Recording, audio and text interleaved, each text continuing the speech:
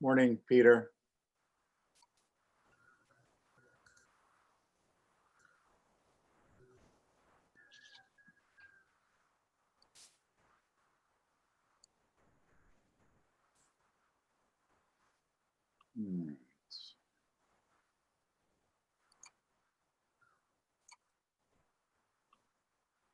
All right, we'll get started in just a couple minutes. If anyone else shows up. Hey, did you have any idea of other attendees or expected absences on the Capcom side? No, no one's indicated they won't be here, so I figure we'll wait a couple more minutes. Yeah. Okay. I have to jump at 10:30 to go chair a committee meeting for the bank, so I will be stepping out at 10:30. Apologies in advance. Did you have any particular, I don't know that we have an order of departments. Do you have anything particular you wanted to ask anyone? Not at this time. Okay. I will free flow it. All right. Good morning, Jason. Hey, Good morning, how you doing, guys? Peter McEachern. Other Peter. Okay, so good.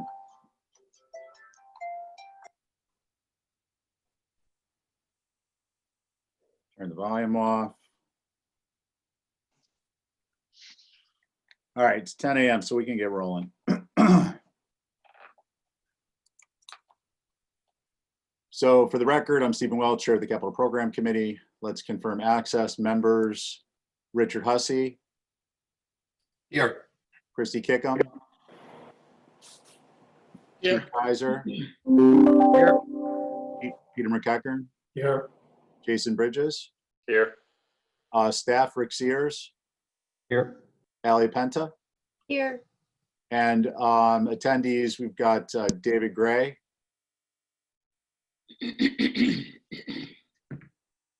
Yeah, just trying to get unmuted here. David's here. That's all right. And Diane O'Neill. Here. Okay, great. So this open meeting of the Capital Program Committee is being conducted remotely, consistent with Governor Baker's executive order of March 12th, 2020. That order, posted with the agenda materials for this meeting, allows public bodies to convene remotely so long as public access to deliberations is reasonably provided.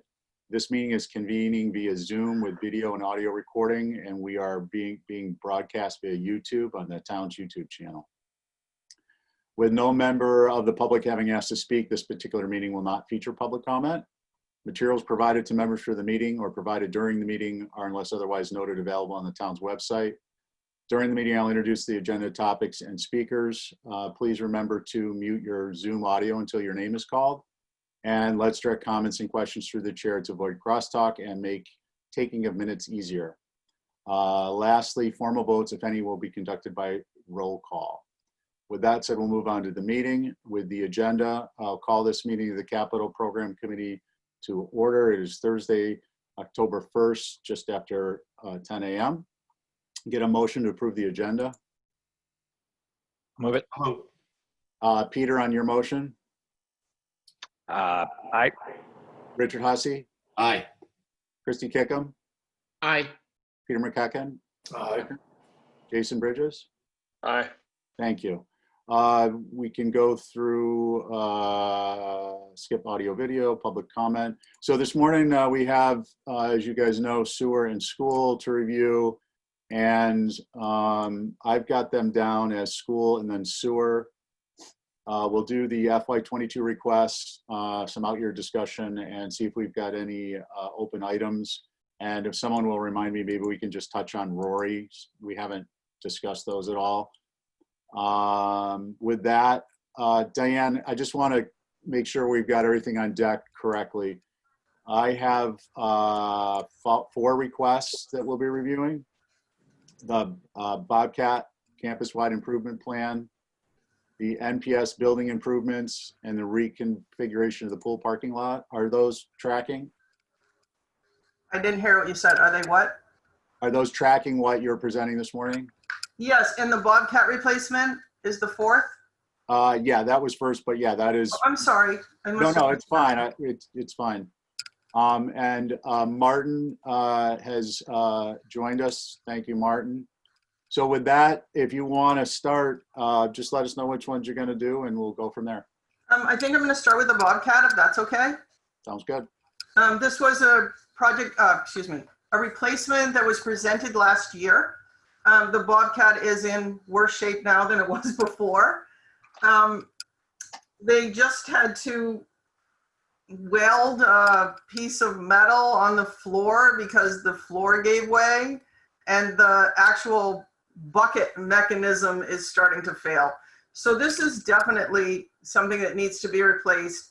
I know we presented it last year, and there were some questions about using Kubota material, but I know I responded to all of you with the price differences with the Kubota sort of equal machine. We prefer the Bobcat because we do have the attachments that go to it. And that's it. That's really all I have to say about the Bobcat. Sounds good. Richard? Sorry, got on mute. Diane, I noticed the quote is about a year old. Is that still a solid quote? It is. I asked. Thank you. Let the record reflect, Christy Ferrantella has joined us. Superintendent Hallett, good morning, Christy and Elizabeth. And I think that's it. Any other questions on the Bobcat? I got one quick, and this might be in the quote, but so we purchased used in 2004, so about 16 years of use. Do we know what the typical useful lifespan of a They new? say it's about 20, Peter. I'm guessing. I mean, we take very good care of our equipment. So, and now we have some great, great staff members that are handy and are fixing things here instead of trying to farm that out, so to speak. I'm pretty comfortable with this purchase and the maintenance of it.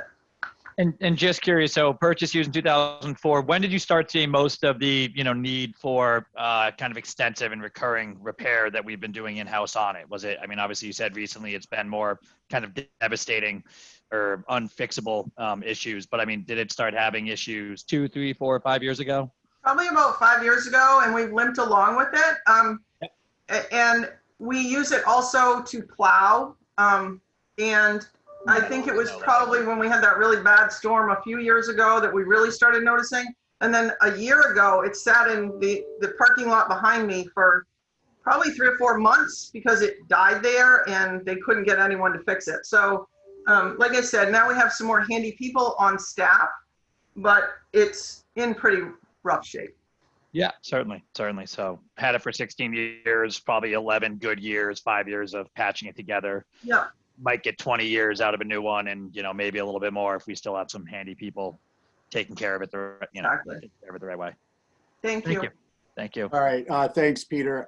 Diane, you all had answered any questions I had the last time around. What's next? Campus-wide improvement plan? Is that okay? Yeah, little meatier discussion, that's good. Okay, so we have, again, this was on everything I'm doing today was on last year, except for the pool parking lot. So this was on for last year. I believe last year we asked for $750. Since then, we have moved forward with the design and the planning. Our campus-wide improvement plan is, I don't want to say set in stone, but we've made a lot of progress. We had a very, very large committee, a lot of community members, a lot of committee members from different aspects throughout the town, different areas. We had Nat Lowell, we had Ken Beaugrand, we had just lots and lots of, Andrew Vorse was on our committee. There were just lots of input on how we should move forward with our campus. With the 24 Surfside property, we didn't include that because we didn't know at that point where that property was going. But we have figured out if we need a new school in the next 10 years, where that would go. What to do with the football field, the field hockey field, which is a multi-use field, that we have plans in place for that. And those are future. The request you have on your docket today is for the baseball and the tennis. Those would be on the Bacchus Lane property. I believe you all got a plan with that outlined over there. We do have HDC approval for that already. This was originally on, we had asked for 750, but Libby asked me to request the entire amount to do this project this coming next fiscal year, if possible. So we changed it. Rick has been really, really helpful to me this year with all of these requests and the information that you would ask for. Anyway, we're pretty excited about this. We have a tennis team now, both boys and girls. We really need tennis courts. The only courts available to them are the Jetties Beach. And if anyone's ever played there, know that they need repairs and they need to be redone at some point. I don't know if that's on the town's plan to do that, but baseball, as you know, has been in this plan for a long time, for many years. We were waiting for the property. We've gone through three phases over there. Yes, 3 different contracts. So we're ready to move baseball. We have the fencing in, the property, we have the retaining wall in. The property's been somewhat graded. So we're ready to go. We're hopeful for this. It's an exciting project for us. Okay, that sounds good. Thank you, Diane. Questions for Diane at this time? Okay. I have a quick just observation. Hey, Peter, I just want to make sure you get recognized for the minutes. So Peter Kaiser. Thank you, Chair. Looks like we're going from about 50 parking spaces over there, and then a majority of them are getting replaced by the tennis courts. And it looks like there'll be about 15. I mean, do we see any issue with that, with having enough capacity for cars over there? Is there overflow, that we expect to be used in lieu of that 40 spot lot where the tennis courts are going? Yes, so we addressed that early on, Peter. We have a fairly large parking lot behind the elementary school. Yep. We call it the parent lot. And we found that because it really wasn't visible, there was a line of arborvitae that was sort of blocking it. Even kids that were over there playing lacrosse or practicing soccer weren't using that parking lot. They were parking all over the sides of the road and all of that. We have since moved the arborvitae. We reused them along the fence line when we installed the fencing to outline the Bacchus Lane property. And you're all welcome to go over and take a look. I think it looks really nice. The property, the abutters were very, very pleased with the line of arborvitae that we put in. We also paid for extras as part of the project, but it's much more visible now, and people are starting to park in there when they use the Bacchus Lane field. So we understand there's probably 15 parking spaces over by tennis, but they also have right close by that big parking lot. Gotcha, great, thank you. Thank you, Peter. Any other questions for Diane at this time? Okay, Diane, thanks a bunch. What do you got for us next? NPS building and grounds improvements. This is a pretty standard request. It's to do any maintenance or repairs, capital maintenance or repairs on our buildings, on any of our buildings. And it's been a really important appropriation for us. We've been able to replace a couple of roofs this year. We replaced the field house roof. We've replaced 2 roofs on the high school. I actually have a bid out right now for an elementary school roof. We've done the kitchen cabinets. I don't know if anybody remembers that project. We started that off. We did 5 classrooms with this appropriation last year. The kitchen cabinets in the elementary school are kind of falling apart. They are falling apart. And we'd like to continue on with those things. We replaced some flooring. A lot of elementary school and high school had carpeting in their classrooms. It's become harder and harder to keep them clean and sanitized.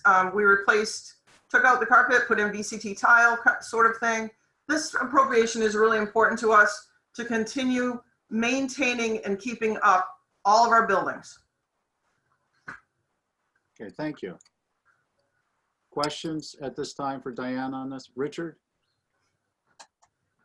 Diane, how much did you spend last year in this fund?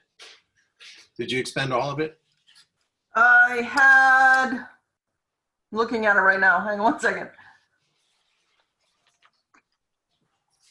I have currently about $70,000.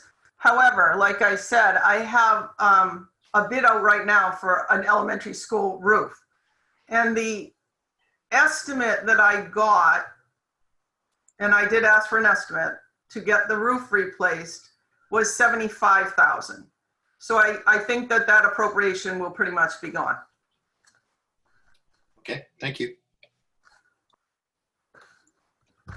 Anyone else? Diane, I wanted to thank you. The documentation you provided, which was a breakdown of the previous year's requests and expenses, is very helpful. So for instance, for anyone who cares to look into the details, it dates back, a certain number of years, and you can see how much has been expended for the cabinet replacements. It's a pretty comprehensive list. I think it's really on par with things we've received from other departments who are sharing good data. The only thing I would ask is that we would keep this updated to reflect the current year request, and then we could kind of see where we are relative to that, all on one sheet is all. But it's, I understand you have this information for your own management of the projects, but it's very helpful, again, if anyone's interested in looking at the details. So thank you for that. Thank you, Steve. Any other questions at this time? Christy? Diane, I'm just curious, with a lot of this work, are you able to use on-island contractors, or what's the ratio, on-island, off-island? Well, as you know, we have to bid everything out, public bidding. Hans Delgard on island, he wins a lot of our bids. I don't want to say most because he doesn't. The two roofs on the high school this year were done by Plan B Construction, and I've used them before for roof projects. But I'm really tied to the public bidding laws. We have to put it out. There are some smaller projects, like when we pick 2 classrooms to replace floors over Christmas break. I will call 3 companies and go through the quote process. 9 times out of 10, I get Island Carpet. He's been phenomenal with us. He's been great prices, and he's an island contractor. He actually did the high school, middle school, when we renovated the library, he did all the flooring. So when I get smaller projects, I call him obviously first. He's one of my quoters, so to speak. But I want to say it's probably 50-50. It depends on the size of the project. Island people generally can't bid on very large projects, or they stay away from them. They don't want to deal with the DCAM. So it really depends. Thank you. Thank you, Christy. Any other questions at this time on this? Okay, great. Diane, I think the pool parking lot reconfiguration might be up next. Yes, so the pool parking lot reconfiguration was at the town's request. It was part of the Kaiser property, I don't know, contract deal. They asked us to remove the driveway off of Surfside Road, which is directly across from Vesper Lane, and completely remove that curb cut and have it come off of Sparks Avenue. We met with town officials. We met with Ken Bogran. We met with Mike Burns at the time, and we came up with this plan. It has since been HDC approved, and I have a cost estimate. So we'd love to move forward with this, as it is a town sort of request, I guess. It is a request to have this done. So I asked Libby if I should be putting in for this, or if this was coming out of some DPW appropriation, and she said I should be putting in for this. I have no problem doing that. I don't have any problem managing the project. I just didn't know at the time, and I'm happy to be here. We'd love to get this done. We actually gain, I believe, 16 parking spaces in that lot. We kept it safe.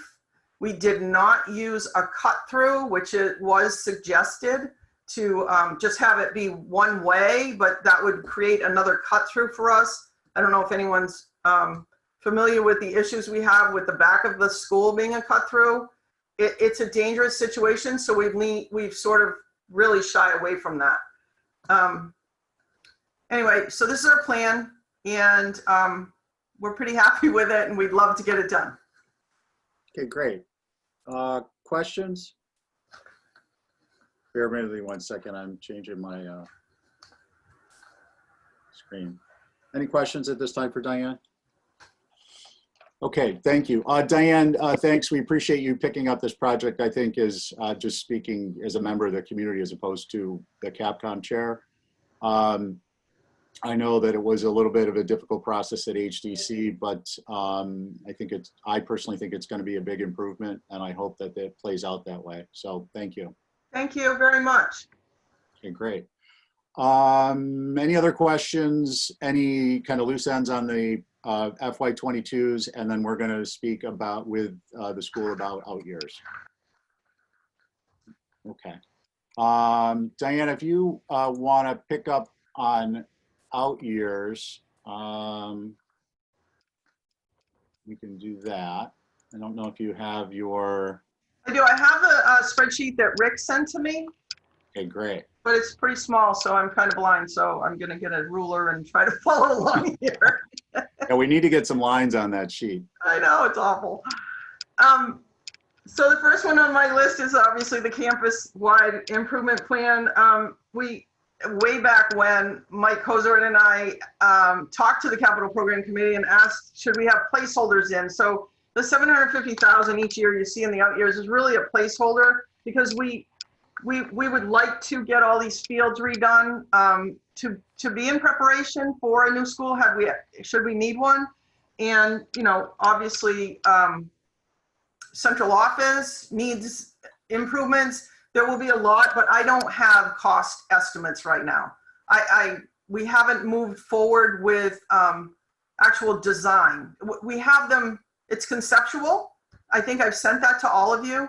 I think it was in the campus-wide improvement plan, the conceptual plan, but we don't have, I can't give you dollars, and I feel very uncomfortable. Sorry. Elizabeth? Hi, Beth Hallett, Superintendent. There's another piece to bring into this, which certainly we will need to be looking at, the 24 Surfside property transfer. So that will come in also. Am I right, Diane, in saying that another piece that we need to look at going out? So. Okay, thank you.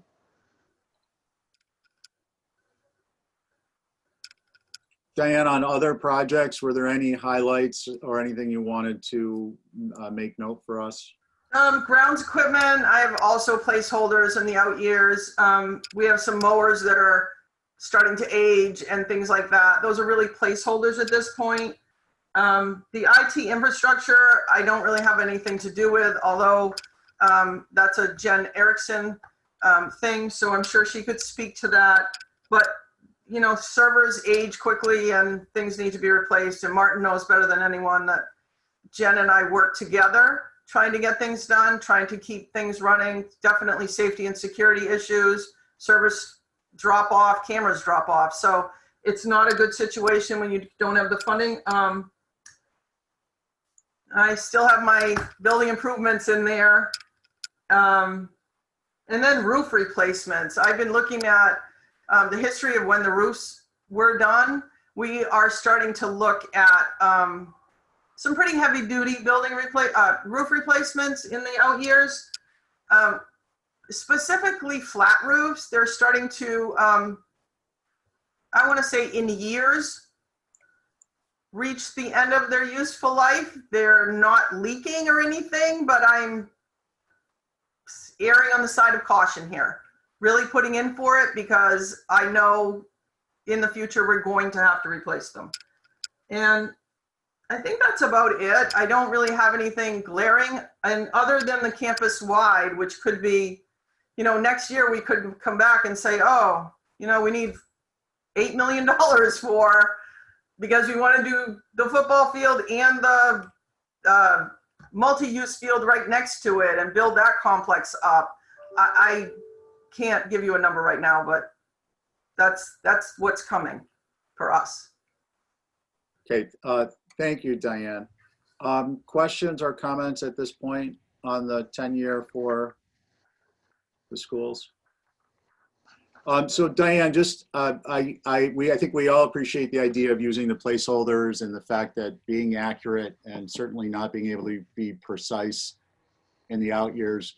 We're going to be having a future discussion at Capcom through finance on how we might better manage that, and then that information, not least of which is just maybe developing a policy so everyone is clear on what to expect to put in that, to plug in there.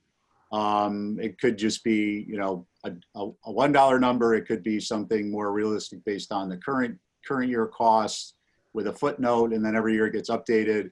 We're not there yet, but it is something we are pursuing. I think it'll be beneficial for everyone to have a common understanding, both when you're inputting the information and when we're reviewing it. So I just want to mention that. Christy?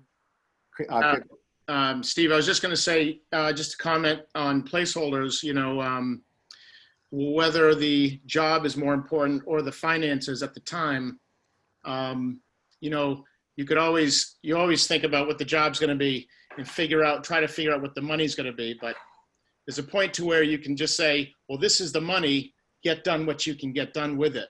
You know what I mean? So kind of two sides to it. Depends really. It still needs to be reassessed each year. It's just a comment. Thank you, Christy. Yeah. Okay, any other comments for school? Diane? I just have one more thing. I know we were asked a few years ago to put a placeholder in for a new school. So if you look at FY30, there's a $50 million placeholder there as well. I mean, we were asked by your committee to do that, so that's why that's there. Diane, we didn't notice that one. Sorry.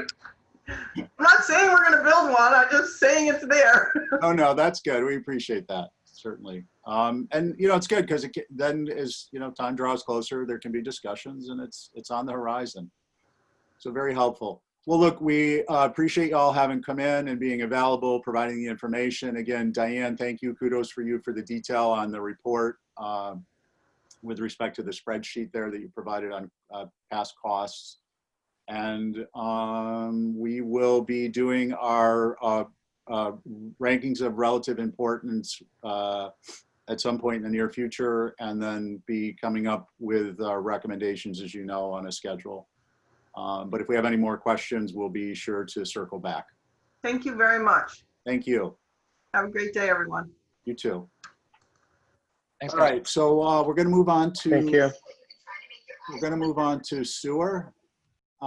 David, just similar approach, if I may. I'd like to just make sure we are on the same page with respect to requests. So in no particular order, I have the CMOM, design of a new garage, dump truck. If any of those aren't on yours, just let me know as we go. The combo jetter vac truck and the South Shore sewer project. That's it. Okay, great. So if you just let us know which one you want to pick up with, we'll hand you the baton. Well, we can kind of start with CMOM, because CMOM has been going on now for a few years. Everyone should be fairly familiar with the program. We have been able to perform just under 300,000 linear feet of CCTV inspections, and all that data now is being analyzed, and each individual area that was camera is being scored on a score between 1 and 5, 5 being the worst, needs to be down to a 1, can wait for a little while. So what's happening now is year 1 designs are starting to come out. We actually will be, we had a contract approved at last week's select board meeting about year 1 construction. So this is coming out of the year 1 CCTV. The next step would be year 2. A lot of year 2 has a lot to do in Sconset. And again, the CMOM program originally came out of the consent order that was issued to us by EPA because of the overflows that we had downtown on Flora Street. We have a mandated program that we have to follow with them, and we have yearly requirements every year that we have to issue. CMOM manuals, updates. Our CMOM manual is actually a live document. It's constantly updated all the time. So this is just taking and continuing on with what's been happening in the last few years. And now with our staff and our ability to have our own camera truck, areas that needed more research or inspection, we will be doing some of that stuff to save the town some money instead of having to go out to bid. Great. Questions for David at this point? David, I'm just kind of curious, appreciate all that goes into the camera truck and training and the fact that it's available for, your use when you've got I&I or whatever comes up. But I am kind of curious, what do you think as a percentage wise, do you think that we can be, as a town, be taking on quite a bit of the camera work, or do you think just based on limitations with resources in your own department, there are other priorities that maybe it'll just be a kind of marginal amount, or maybe somewhere in between? I'm curious if you could speak on that. Yeah, no, actually, we actually utilize the truck almost every day for either requests from, yesterday we were at the old fire station trying to get some camera work done for Rob over there on some sewer stuff. What we do nowadays with the camera truck, which is a lot different than just subbing it out to someone like National Water Main and then have them come down, plow through, and then leave, is if we get called out on a sewer backup, automatically the next day we respond with the camera truck and jetter, and we camera the line to find out why we had an issue, or if it's our issue to start with. It answers an awful lot of questions, and it also takes in, everyone calls the sewer department first when their sewer's backed up, no matter what. We're always the first call. We ask them if they called their plumber. Most of the time they haven't. And now with our new sewer regulations, we're actually able to charge for some of these nuisance calls. We can charge out the trucks and the manpower, which is a real asset to us. But 90% of every time we go on a sewer call, it's not our problem. It's most oftentimes in the lateral. So the camera truck is used extensively. Okay, thank you. I appreciate that. Any other questions for David on this one? Okay, David, what do you got next for us? Right. And then we can go off into the new garage.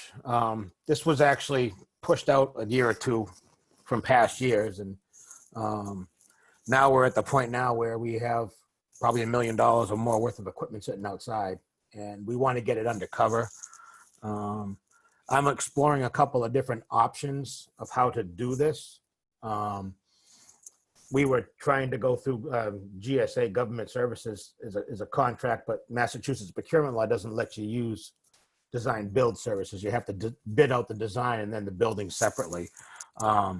But through all this process, we have discovered that we can actually purchase buildings and then have them erected under different contracts. I don't know if I can share my screen at all, but I just wanted to try to pull something up just so you guys kind of had an idea what.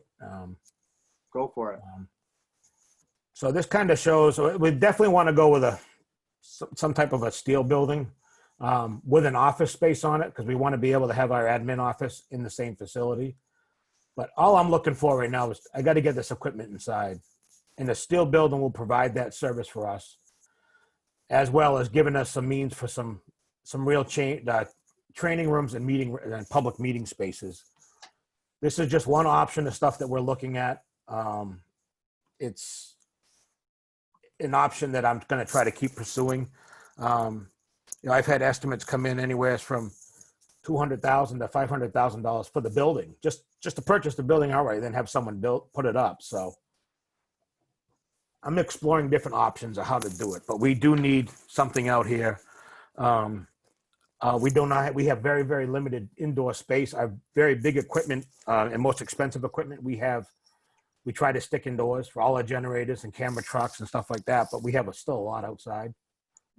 So it's an exploratory thing now, but I'm asking for the ultimately $6 million, and if I can do it the way I hope to be able to do it, I'm going to be under budget. But it's always, I'm not going to spend $14 million on a building. It's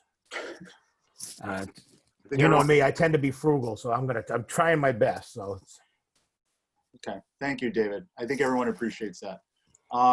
Questions for David at this time on the facility building? Richard? Sorry, having trouble with my background. So the ask is for 325?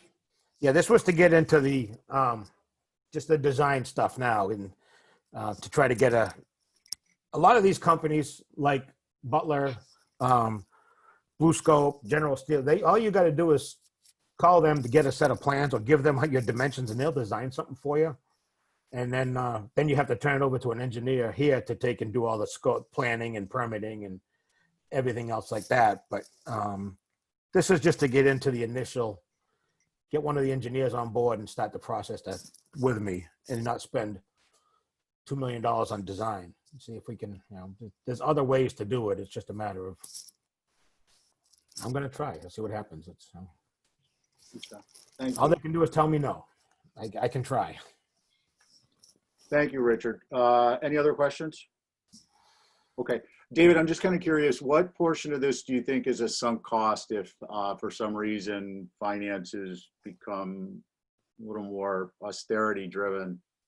I guess what I'm asking is, if you take this route, you'll have a plan that can just be updated with respect to cost at some point, as opposed to any other changes, code or requirements along those lines? What do you think? Absolutely correct. If we start down the road and find out that, oh, well, mass building or whatever like that, so there's a change and it's going to cost, we can modify midstream. We can eliminate the administration office for part of it at a time. I mean, I had a separate item request for down the future for an admin facility. I'm trying to combine two different projects into one if I can do it feasibly, but it will be a fluid motion. If we get to the point where, no, you can't go here, this is the funding you got, you can't go any further, well, we back out stuff and we just put a garage in and put our equipment inside.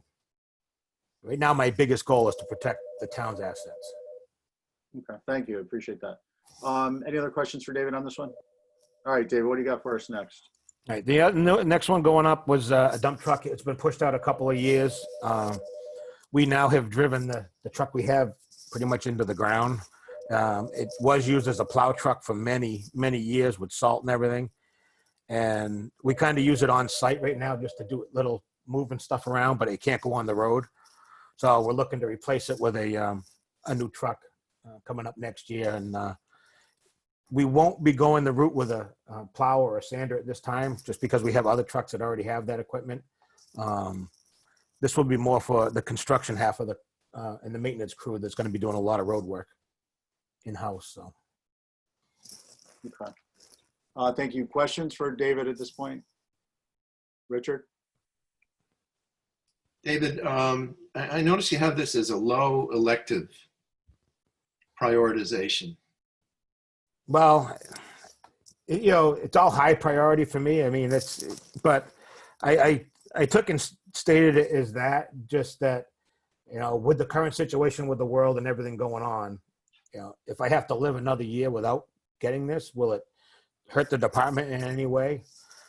No, it might limit us in a little bit, but we're pretty frugal over here. We can try to do other things, but I probably should have put it more in a medium, but it was asked to be pushed out a couple of years already. And now it's the truck's just about, it's not roadworthy safe, so it's just used on site. So that's why I'm still trying to see if we can move this forward.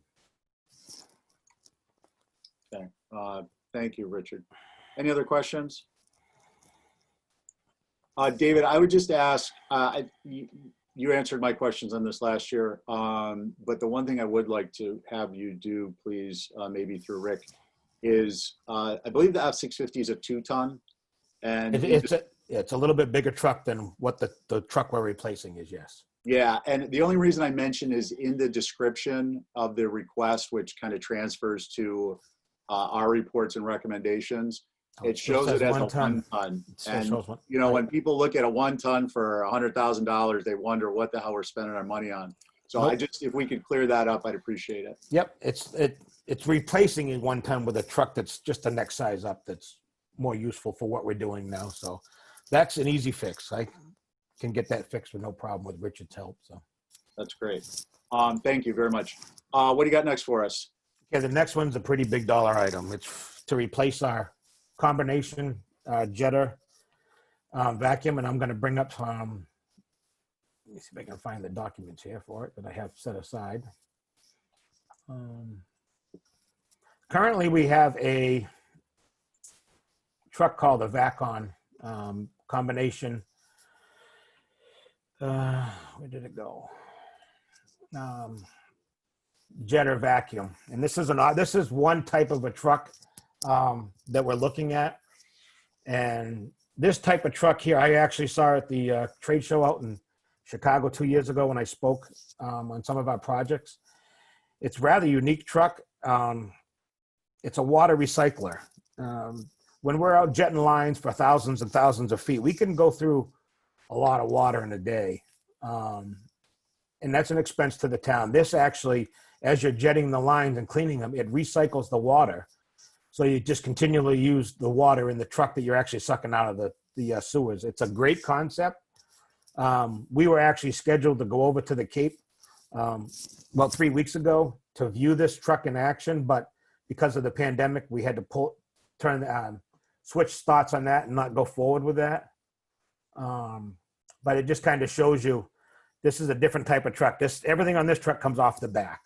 A little bit more safe for the operator because you're in traffic, you're protected by the truck. The other type version, which let me switch the share here and go to, is this is the type of truck we have now where everything's off the front. These trucks with the hose reel and everything off the front gives you very limited turning abilities, where if you have stuff on the back, you have a much shorter front end, and you don't have to have all the separate engines on some of the different style trucks that there are out there. But that's the style of truck we have now. It's just a different brand, and you can see by that middle section on the other type truck, that's gone. They combine engines instead of having two different engines. So we're looking at different options. It'll all be based off of price. Of course, a recycler is going to be quite a bit more money. But that truck is used, again, probably on a daily or every other day basis. Well, actually, just coming through the gate now, so it's out today. And this helps us clean out all of our manholes. It's a very high-powered vacuum, and we do a lot of hydro excavation with it. We actually just assisted the water company in 2 water main breaks they had. And with hydro excavation, dig safe is still important, but it's not as necessary as with equipment. You can hydro excavate right past everything without hitting it. So it is a big ask, but and I would rather not buy a $500,000 piece of equipment if I can't put it indoors. So our truck now is a 2012. It's coming up on 8 years old, and we just had to put a new engine in it because it's used that hard. And that's what I was looking for to go forward. Okay. Thank you, David. Questions for David at this point? Okay. David, I'm just kind of curious, the power plant, have you been able to get informed enough at this point? Just kind of curious whether the single engine or having a separate power unit for power head for the actual jet vac. I guess what I'm wondering is, where do you think that will pan out in terms of maintenance? No, that's a very good question. And I actually, before I came to work for the town, I actually owned a Vector 2100 unit, which is again a combination jetter vacuum, and it did not have a separate engine for everything. It had one engine that operated everything, and the maintenance costs were extremely lower than if you have to have, because the engine on our truck now, we have a John Deere smaller engine, kick engine we call it, that runs the vacuum and the jetter and everything like that, which has a different maintenance program than the Cummins diesel engine in the truck. So anytime you can try to get away from two separate engines or operating systems, it's definitely a lot better with maintenance and cost effectiveness. Yeah, definitely presuming they're diesel on the single power plant. Yeah, they're all diesel, and even the kick engine's all diesel as well. Okay, great. All right. What's next for us? The next one is the South Shore Sewer. This one can be a fairly complicated project. What we are looking to do, and what the driving point originally behind this was the Surfside Crossing development. As we did not have any type of gravity or sewer system on South Shore Road, that they were looking to tie into our town's force mains, which in the regulations now we don't allow, just because of the complications that can create. Hence, you have a force main break and you have to shut stuff down. There's a lot of people that could be affected. So what this project would entail would be to install gravity from Surfside Road all the way down to the plant. And along the way, we would be able to remove the Sachem's Path pump station, because that could be turned into a gravity system. We could take the Sherburne Commons pump station out of the loop and make that a gravity system. The pump station that's over on Blueberry and Folger, that would still end up being ejected in, but it would be put into the gravity system instead of going to Sachem's to South Shore, Sherburne Commons, and then from Sherburne Commons to Surfside, and then from Surfside to the plant. Instead of leapfrogging, it would be more direct to the plant. All of the areas that this project will include are part of this 2014 CWMP for needs areas. In the Mycomic needs area, it all falls into. A lot of Folger Field, those areas have already been added to the sewer district. There's a bunch of properties along South Shore Road that are looking to tie into sewer, but right now have no means, and they're not in the district. So this will answer a lot of questions as to picking up all the side streets, Korea Lane, Trick Drive, Alexander. I mean, there's a whole slew of different areas this could pick up, and could also become a pipeline once it's sized properly that would possibly pick up future flows. If we ever move towards the Surfside area, the boulevard, this would have capacity to handle those areas. It would all end up at a pump station here at the plant, and then it would pump up to the headworks. What makes this kind of complicated, or actually less complicated, is with the new sewer force main we have coming from C Street, the third force main. South Shore Road is the projected path for that line to come down to ultimately get to the plant. If timing was to work correctly, and this could get all bid together, we would only have to dig up South Shore Road once for both projects. So, and we're looking to take, and we're in design right now for the third force main, so we're probably a year and a half out before we even get into any bidding documents. But the biggest cost saving with this could be paving. We're probably looking at almost $2.5–3 million just in paving. Because I don't like trenches. I think trenches are just a waste of money. If you're gonna dig up a road, you pave it full width. And if we can do this all in one shot, we can save a heck of a lot of money on paving and construction costs. So it's fairly complicated because it could be intertwined with another project, but we've got to start to move on this quickly so that we don't lose that other window for design and construction with the third force main. Okay. If I didn't confuse you, which I'm good at. But. No, that was all good, clear information. Thank you. Questions for David at this point? Okay. David, I have a couple. Everyone's question shy today, I guess. I'm curious with the Sherburne pump station and the Sachem's Path, if they come offline, is the cost to decommission those included here?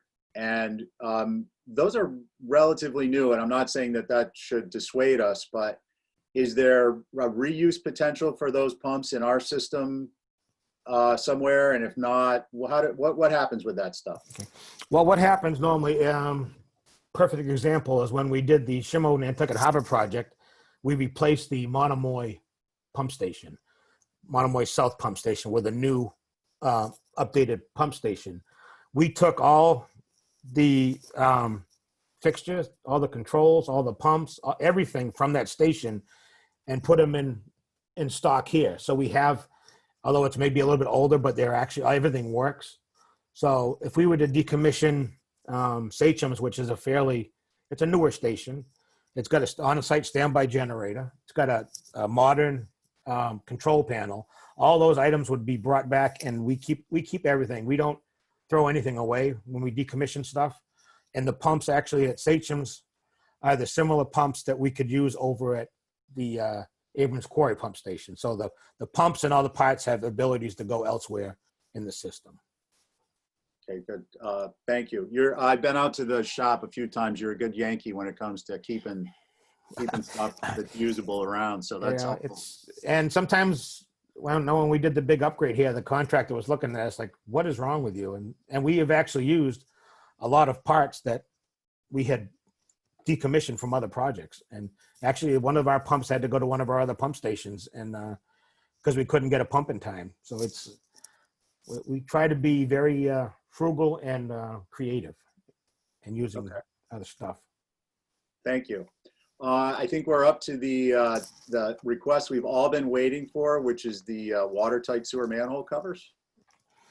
Okay, now this originally stemmed from the hazardous mitigation program. When we started talking, and I was part of that group with hazardous mitigation, and then now we got to start to think of coastal flooding, or where's the water level going to be in 5 years, 6 years, 20 years.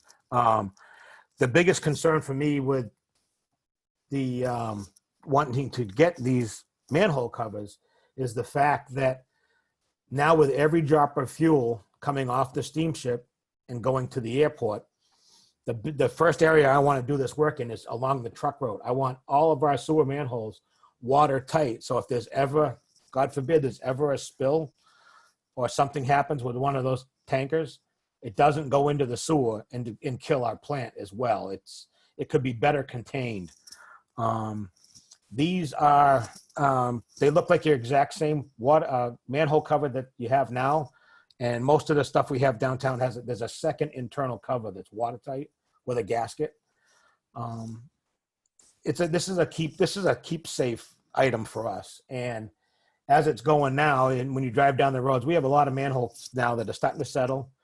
They're starting to come off on angles. They're all the pavement around them is cracking. And then this gives us the ability to replace a lot of those, especially on Orange Street. Orange Street's a mess now. And there's 42 manholes alone on this one route that we want to replace as a priority.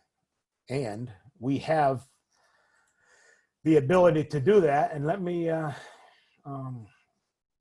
you have any questions while I'm pulling this up, you'll, David, we'll field one from Christy while you're pulling that up. David, I'm just curious how much these are per unit. we're going to try to not modernize. We're going to try to make every manhole we have on the island the exact same. They average around anywhere from $1,500 to $1,900, depending on along the truck route specifically. We want to take and go into more of an H20, H40 rating on a lot of our stuff. So we want to take and make sure these manholes are more heavy duty. And one thing that we now have the ability to do, and I don't know if anyone has seen us out doing any of our repairs, but I'm going to share my screen again. And this is, let me see if I can share that screen.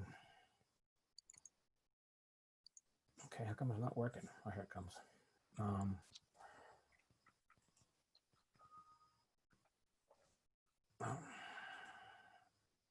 come I can't get it to go full screen?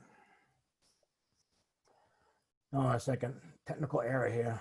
Oh, here it comes. Better. This is how we go about replacing manholes now. We actually have this tool. It's just about 2.5 minutes per manhole. It clamps onto the frame, drills out the whole frame and cover and the asphalt plug itself. You go in, you reset it. We're going to be resetting these not with red bricks anymore. We're going to be resetting these with HDPE leveling rings, which also actually give the manhole a little flex. And what we do afterwards is we take and go in and we pour concrete around the whole frame. Was there's one up on Center Street. I don't know if anyone's seen it or not yet. When you come down the hill, it's an unbelievable time saver, manpower saver, and all the teeth on this unit are replaceable. Like I said, 2.5 minutes. You pull out a manhole frame and cover, start setting a new one. It takes you about 4 hours to all together, compared to 2 to 4 days the old way, with having to cut and everything else. So this is just a little demonstration of how we would replace all these covers. Great. So this is going to Thanks, show you, Dave. it's going to show you pulling it out, and it's pretty impressive what this thing does. And it's all operated from inside the cab. So, I mean, there you go. You pull out and now you go in, you do a little bit of prep work and put the new manhole cover in, and away you go. So, the one goal I'm looking for more and more in this department, and Steve, you and I talked about it a lot when I was seeking the excavation equipment that we ended up getting. We are doing a lot more repairs in-house now ourselves, the ones that we can do, which is going to save the town a tremendous amount of money instead of having to go out to bid, prevailing wage. We're getting ready to go out and replace all of Elbow Lane and Sconset, Lily Street and Sconset, and we have a big repair to do on Milk Street. We're all going to be doing in-house. So the manhole covers, the watertight is a savior to save our system and to actually, solve some issues along the route that have bad manholes, covers and frames. Great. Thanks, David. Christy Kickham? David, I'm just curious, how often do those bits die out and you got to replace them? How much are those big hole bits? And are you not just reusing existing manhole locations? And then my last question is there a negative effect to sealing manhole and keeping the system underneath pressurized? In other words, if there's a clog or some sort, an issue, that is going to go somewhere other than out a manhole where you might know where it's coming up from. It does create the watertight seal that we want. It makes it so none of the stormwater or oil or whatever else can get into the system. It will also not prevent anything to get out of the system, which could actually show itself somewhere else.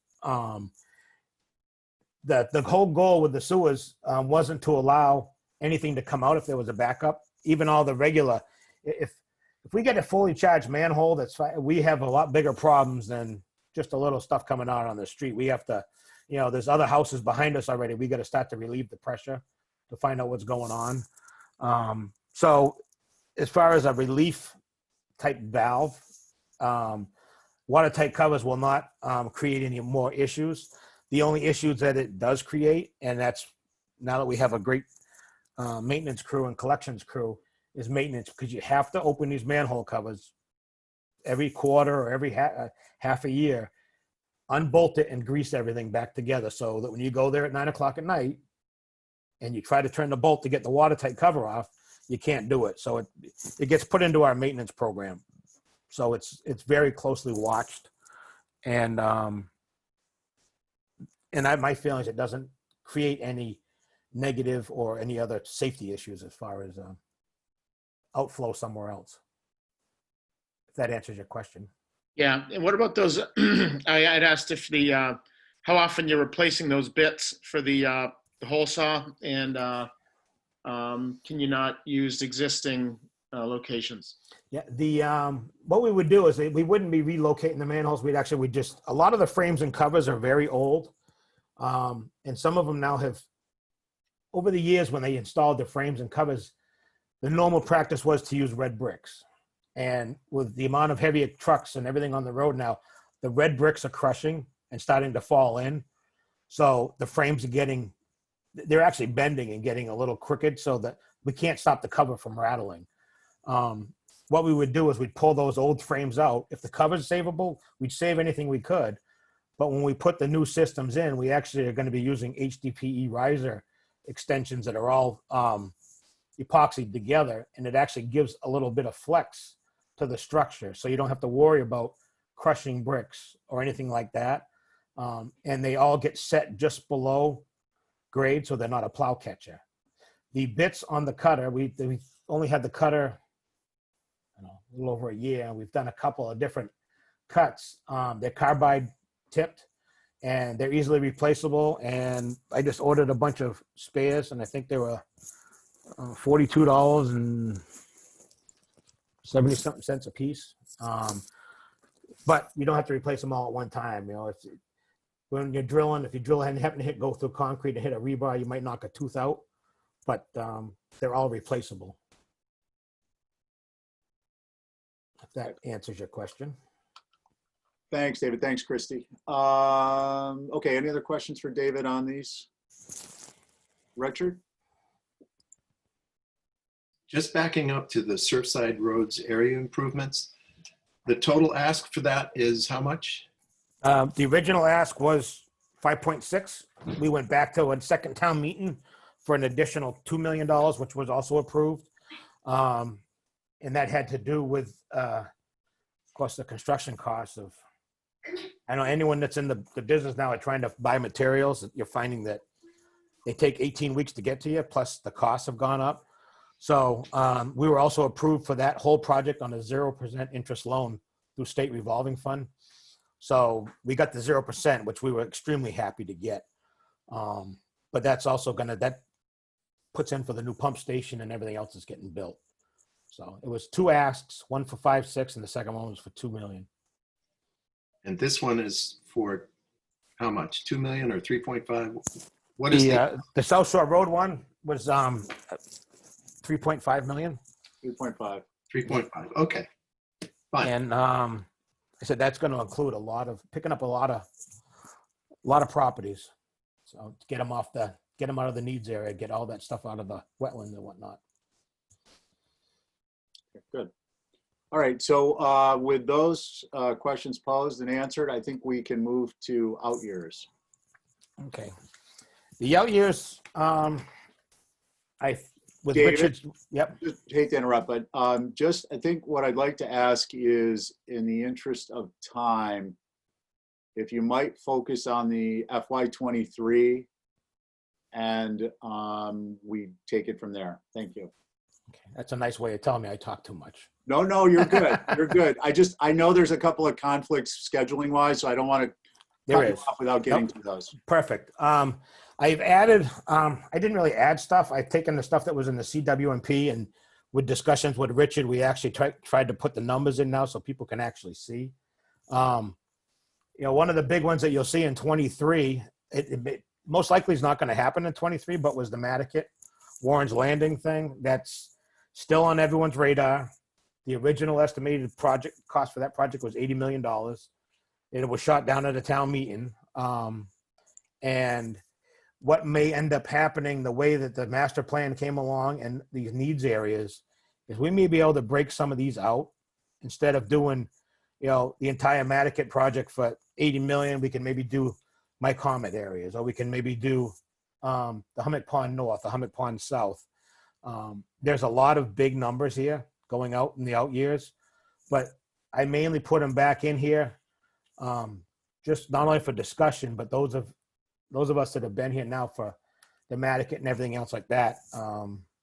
It just needs to be on our radar. We're not ready at all for Matticat by any means, but things could change. We just don't know. So a lot of these were just put in there as placeholders so that everyone would see that now we got to start getting into some design, and I got stuff to fix before we get too far with Matticat. So there's a lot of other different things in here that we were looking to move out in the out years as well. I mean, you have again without the lines and stuff like that. Sconset's another big one. However, I think we can do Sconset based off the CMOM design stuff. There's some of that we can do ourselves, and we might not be able to do it as quick as some contractors, but we can do it a heck of a lot cheaper than going out to bid. What else was in there? One of the big ones that I think we all really need to talk about, and it's in here as it's a pretty big ask, is PFAS. PFAS removal, PFAS treatment is going to be huge. We know that state is coming down very shortly with limits for PFAS for biosolids. If they come down quicker than we're anticipating, and they find that our biosolids are going to have PFAS in it, we know that. We don't generate it, we just collect it all. The landfill could actually say, we can't accept your sludge anymore. So what are you going to do with it? So we have to really seriously start thinking about PFAS, and we're actually working right now. There's a submission going to the DOE on October 19th to be a pilot community to try some new technology for not only biosolid reduction, but PFAS destruction. The process that we're looking at has a potential for 99.9% destruction of PFAS, which would be a huge benefit for the island. So that's one of the other big ones that are in there that you see. That's even a little bit further of an out years, but a lot of these I put on here were just for discussion more so than anything. Once we discuss them and you guys, we'll say, hey, push this one out 1 or 2 years or whatever. The two big ones that are going to take priority over everything will be PFAS and our coastal erosion that we're now facing.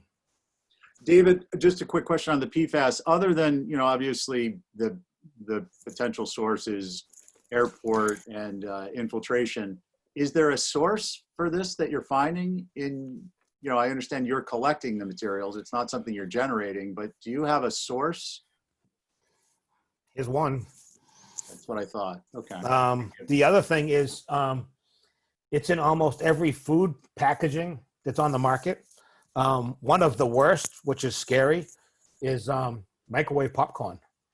Microwave popcorn has been found to have over 90 parts per trillion of PFAS in the bags. So that's in our systems. It's in every one of us. No matter what we consume, shampoo, deodorants, fire retardant clothing, everything has some type of PFAS or PFOAs in them. And one thing that we do at a treatment facility, it's in our waste stream. We can't stop the waste stream. However, in our biosolids, we collect it and increase the amount of it. This technology that we're looking at is still, we're trying to take and get a letter of intent going with them and a non-disclosure agreement for any data that comes out of this process, but it will have the potential not only to destroy any PFAS in wastewater, it'll also have the potential to treat any hazardous waste. It has the potential to treat foam directly, any of the our foam, and it has a potential option of being able to take plastic bottles, cardboard, use that as an energy source, and these units can actually produce energy themselves and heat.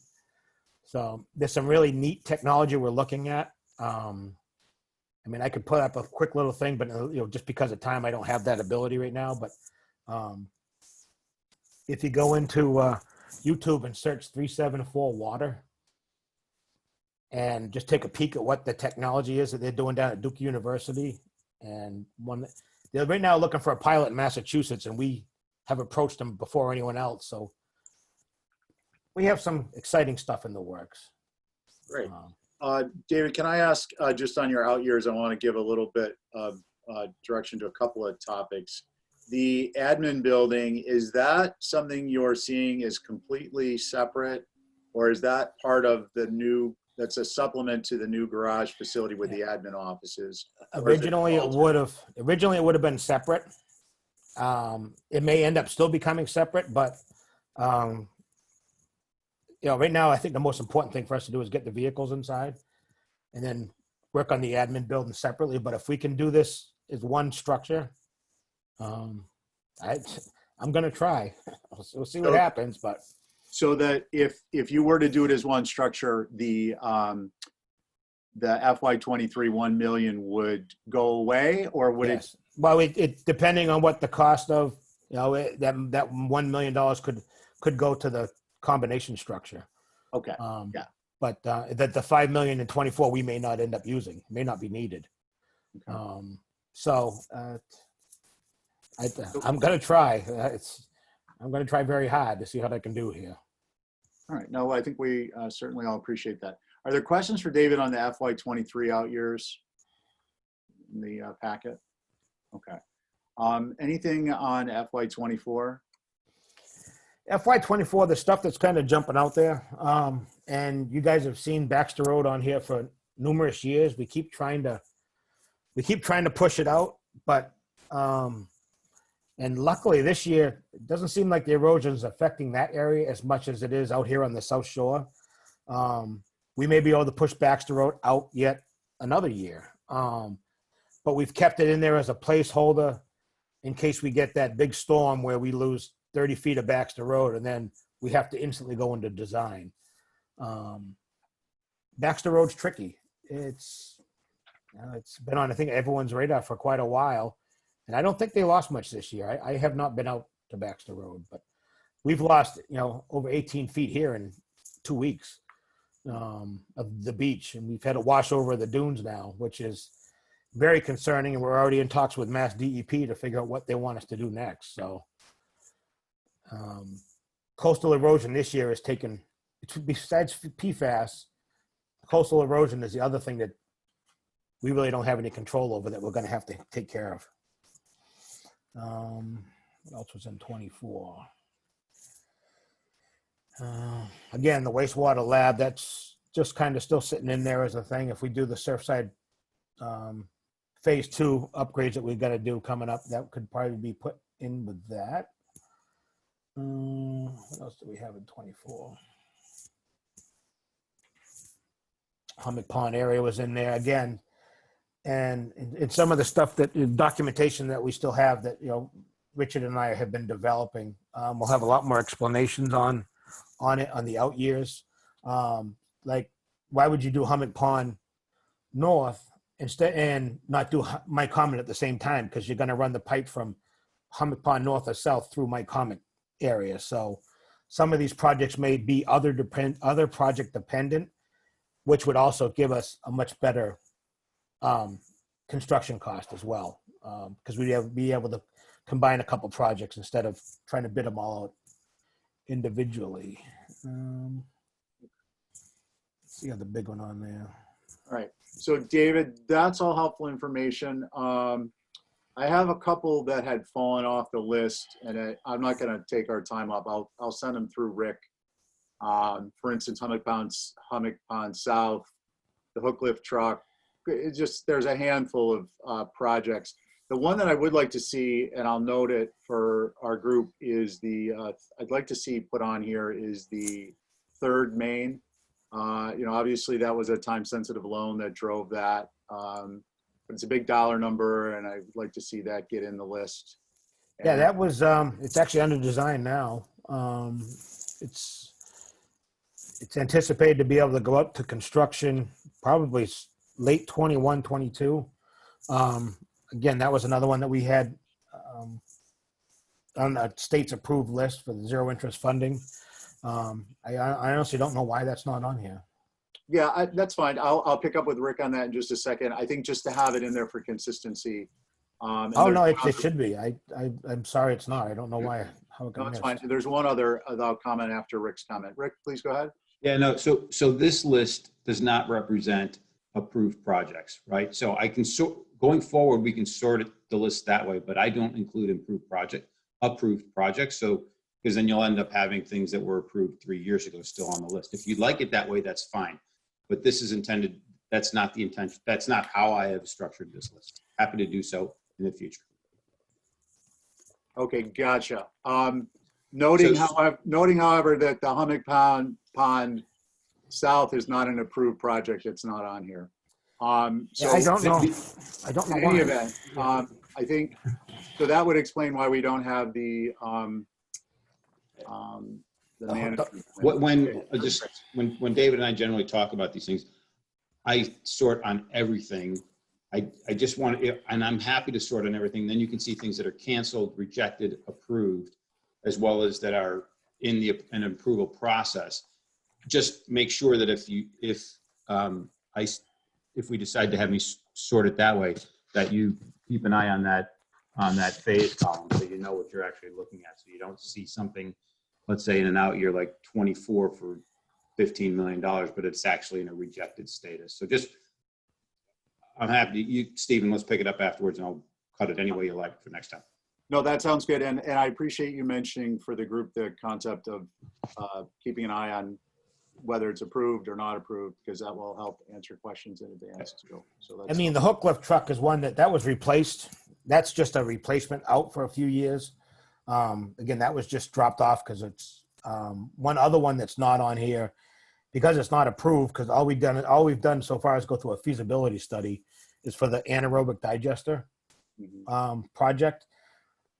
Right now, those numbers are, although the anaerobic digester could help process a lot of food waste or biosolids to reduce some solids, I think it's got a less of a priority to me than PFAS or coastal erosion. Those numbers look like 15 to 20 million. They can be added into here as we did the feasibility study. That report's going to be coming out here shortly. We had a grant from the state for that.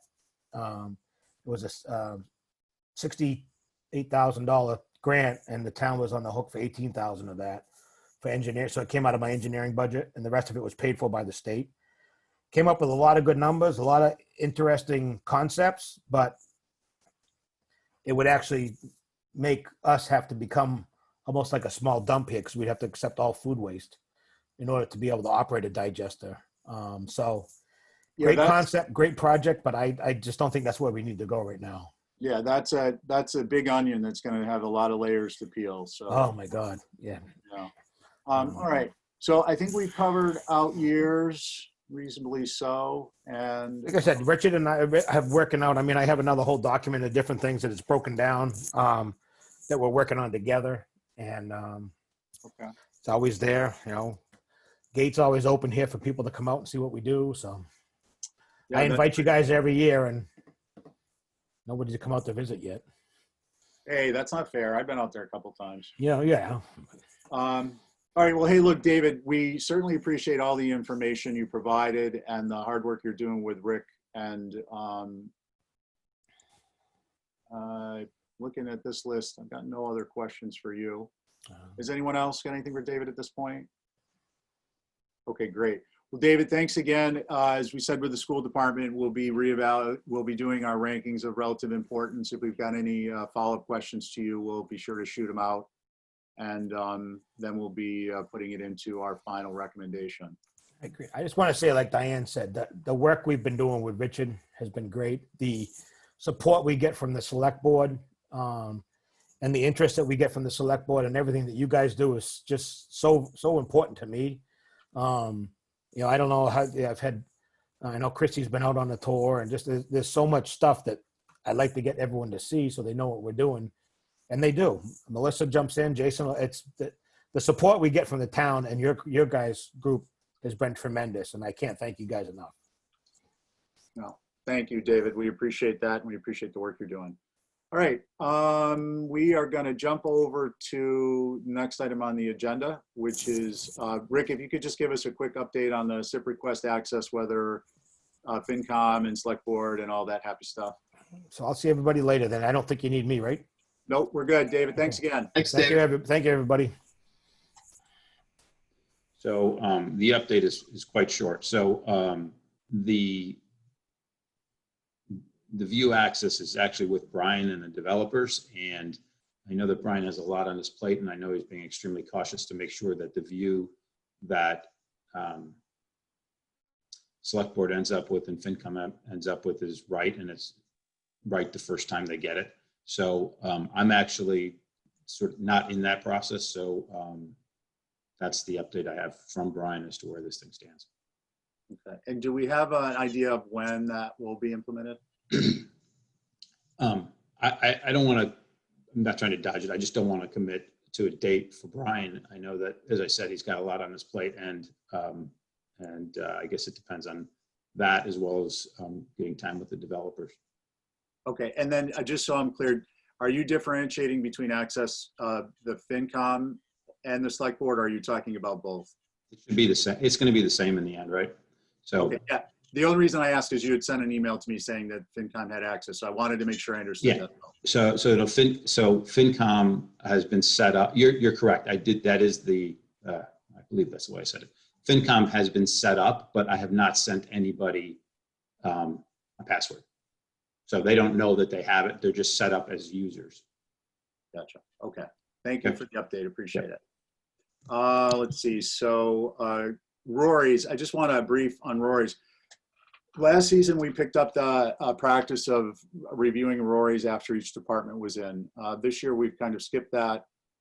I think, in my mind, in any event, due to the fact that, in any case, due to the fact that we've reviewed these requests in great detail in the past, we also have access to our previous Rory's if you were to bring them up on your screen in separate tabs in your browser for, comparison either before, during, or after you fill out your Rory. With that said, is there anyone who wants to see time built in for us to be reviewing the Rory's as a group? Or are we comfortable continuing to proceed the way that we have been? I'll take no comments as comfortable to proceed the way we have been. Okay, great. Christy Ferrantella, obviously, if you know any questions, feel free to reach out through staff or drop me a text. I'm happy to help. Real quick, Stephen. Peter Geiser? Yep. Hey, sorry. And so, just so I know I'm doing this right. So we should be essentially filling these Rory's out, right after our meetings with the department heads, unless we're waiting for additional information that might come at a later time. I think that's correct. It's up to you all when you do it. We're going to have a little bit of time here between finishing up departments and when we get citizen articles and select board articles, so we can convene a meeting to discuss Rory related topics on request. So we'll actually have time to do a meeting on that at a later date. Gotcha. It was just, I guess, like, for my own, personal to do it while everything's fresh. Probably Yeah, is. I tend to agree with you on that. Christy Kickham? I think if there's any time available, I don't think it's great to wait too long before we review Rory's. I think it's nice to have it fresh in our heads to discuss somewhat. So, Okay. But if it doesn't fall into the time frame of our meetings, that's fine too. Okay. Yeah, we'll work that in. We're going to have some time on our meetings schedule in any event. Okay, good. Let's see. Committee reports. Does anyone have anything to contribute? FinCom, NPDDC, Select Board, comments, concerns, anything on capital program projects or status or anything like that? Okay. Good to the order? We're doing well. Date of next meeting is Thursday, October 8th at 10 a.m. And we have minutes to review, but not approve. And with that, I'd like to thank everybody and see if I get a motion to adjourn. So moved. Second. Peter, on your motion? Aye. Richard? Aye. Peter McEachern? Aye. Christy Ferrantella? Aye. Christy Kickham? Aye. And Jason Bridges. Aye. Thanks, everybody. Thanks, Stephen. Thanks, guys.